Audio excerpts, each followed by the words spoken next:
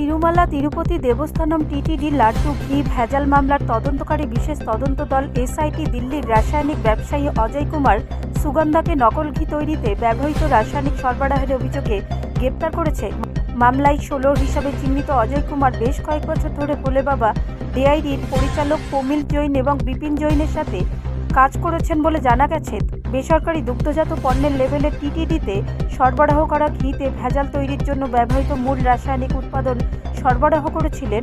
SIT কর্মকর্তাদের মতে ব্যবসায়ী প্রায় 7 বছর ধরে ভোলে বাবার ডেয়ারিতে মনোগ্লিসারাইড, অ্যাসিটিক অ্যাসিড এবং এস্টার সরবরাহ করে আসছিলেন, যা পাম তেল প্রক্রিয়াকরণে ব্যবহৃত পদার্থ দক্ষিণ কোরিয়া থেকে আমদানি করা এবং দিল্লি ভিত্তিক নেটওয়ার্কের মাধ্যমে বিতরণ করা। এই রাসায়নিকগুলি অজয় কুমারের কোম্পানির নামে কেনা হয়েছিল এবং দুগ্ধজাত পণ্যের উৎপাদন ইউনিটে পাঠানো হয়েছিল।